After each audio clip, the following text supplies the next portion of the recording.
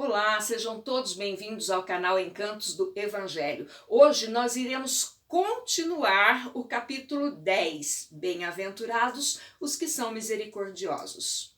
Mateus, no capítulo 7, versículos 1 e 2 do seu Evangelho, disse que Jesus ensinou o seguinte: não julgueis a fim de não serdes julgados, porquanto sereis julgados conforme houverdes julgado os outros. Então, por que Jesus nos ensina a não julgar? Aqui é bem simples, né? Para que não sejamos igualmente julgados, pois agirão para conosco do mesmo modo que agirmos para com os outros. É a lei de causa e efeito.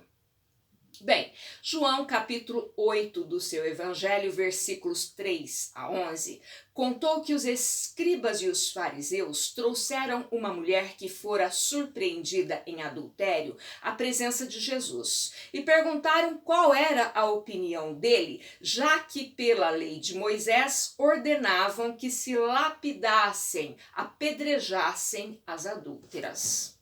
Então, só lembrando que os escribas e os fariseus eram aqueles que entendiam tudo das leis de Deus, das leis de Moisés, mas não as cumpriam. Então, com esta pergunta, na verdade, eles estavam querendo testar Jesus. Pois se ele falasse que concordava com as leis de Moisés, seria criticado. Como assim apedrejar uma pessoa? E se ele falasse que não concordava, seria criticado da mesma forma, já que anteriormente ele tinha dito que não tinha vindo destruir a lei antiga e sim cumpri-la. Lembram-se disso? Pois bem, se ele veio cumprir, como que ele está discordando da lei de Moisés? Viram como eles queriam testar Jesus? Então o que ele fez? Ele transferiu aos seus inquisidores a responsabilidade de castigá-la, caso tivessem autoridade moral para isso. E foi quando ele disse: aquele dentre vós que estiver sem pecado, atire a primeira pedra. É claro que todos se afastaram, porque entre os presentes só Jesus tinha condições morais para julgar aquela mulher, já que foi o espírito mais elevado, mais perfeito que existiu na terra. No entanto, ele não a criticou, não a tratou com desprezo, limitou-se a dizer que não a condenava e mostrou que havia uma vida melhor, uma vida nova para ela caso buscasse a prática do bem. Portanto, Jesus ensina que antes de atribuirmos uma falta a alguém, devemos ver se a mesma censura pode ser feita a nós. Agora, será que nunca devemos criticar ou manifestar censura às ações alheias? Olha, gente, criticar para menosprezar, desacreditar a pessoa sem qualquer intenção de ajudá-la, de auxiliá-la ao progresso, não. No entanto, haverá ocasiões em nossas vidas em que será necessário nos manifestarmos contra certas atitudes que outros venham a tomar. Caso contrário, estaremos sendo coniventes com aquilo que não concordamos. Então, é nosso dever reprovar a conduta de alguém, caso seja algo grave que venha a prejudicar outras pessoas ou a nos prejudicar. Agora, mesmo reprovando certas atitudes do nosso irmão, não devemos julgar. Não devemos julgar para não sermos julgados. Deveremos então ser indulgentes com esta pessoa. O que significa ser indulgente? É demonstrar disposição para perdoar. A indulgência é um sentimento doce e fraternal que todo homem deve alimentar para com os seus irmãos. É uma postura compreensiva que se adota perante as faltas e imperfeições do próximo. Mas cuidado, ser indulgente não significa acobertar o erro do outro, tá? Significa não julgar, fazendo com que a pessoa se sinta merecedora da solidariedade, fique feliz e busque se regenerar por si mesmo. Agora, nós não podemos ser indulgentes com nós mesmos, tá bom? Passar a mão na nossa cabeça diante dos nossos erros, não. Por quê? Fazendo isso, estaremos dissimulando as nossas imperfeições e persistindo naquela atitude equivocada que tomamos. Olha, gente, ser indulgente diante dos erros do outro atrai, ergue, acalma e aquieta corações tumultuados. Já agir com rigor diante do erro do outro atrai o desânimo, provoca o afastamento, a tristeza, a irritação. E não podemos nos esquecer que devemos ser indulgentes com o nosso irmão, porque precisamos igualmente da indulgência dele. Pois somos imperfeitos e erramos também. Então, é um dever para nós sermos indulgentes, porque não há sequer um que não necessite dela. Então, ser indulgente é praticar a caridade, ela promove o bem-estar do próximo. E olha, não se esqueçam, o que mais incomoda no outro é aquilo que negamos estar dentro de nós.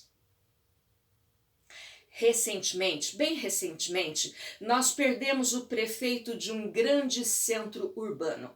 E aproximadamente 1 mês e meio, 2 antes, ele tinha ido a um jogo de futebol com o filho.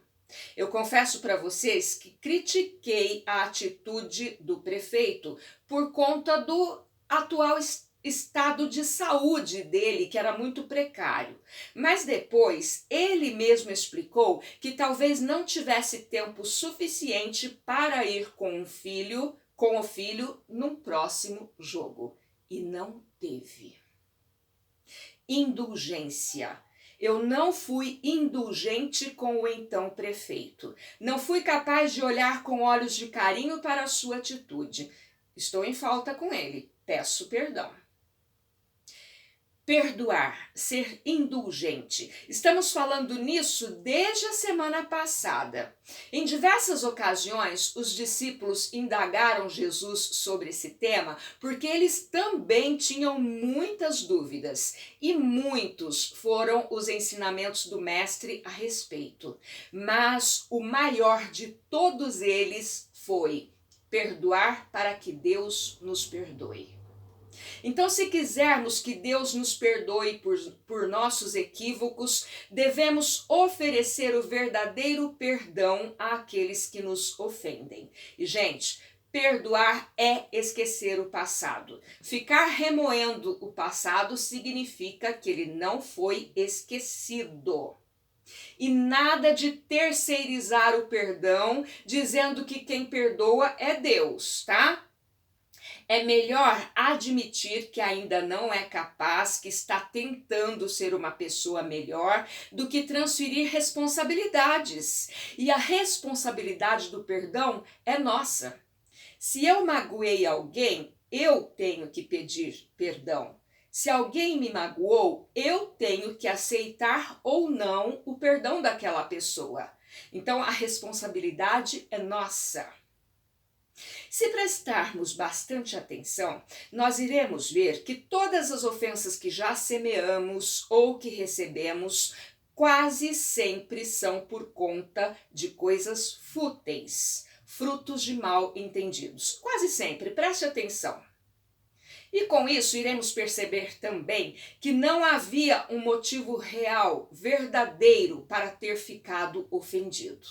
Então nós não deixamos para lá aquilo que realmente não tinha importância. E esse é o nosso mal.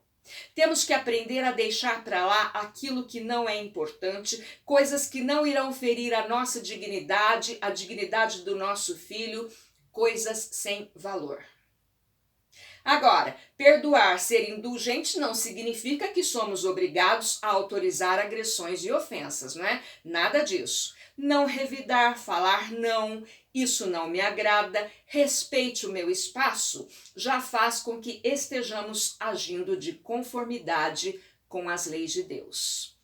É difícil? Claro que é, mas também ninguém disse que seria fácil, não é isso? É um exercício diário, não vai ser da noite para o dia, não vai ser assim, ó, pum, ai, acordei perdoando todo mundo, acordei sendo indulgente. Nada disso, é um exercício diário. Então, Se é difícil para mim, é difícil para o outro também. Exigir a perfeição do outro é ilusão, se não cruel. Eu não sou, não posso exigir que o outro seja.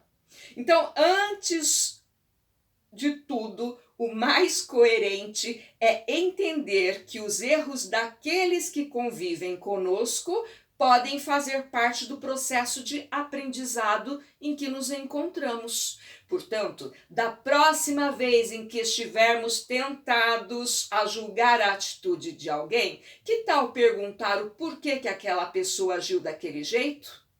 Com alguma reflexão, chegaremos à conclusão de que, se fôssemos nós, talvez tivéssemos feito ainda pior. Exercitando a indulgência no olhar, no pensar, no julgar os que convivem conosco, conquistaremos a paz daqueles que conseguem ver que ainda estamos matriculados em um grande colégio e o nosso objetivo é aprender as lições da vida. Coragem, fiquem com Deus, Ele confia em nós. Tchau!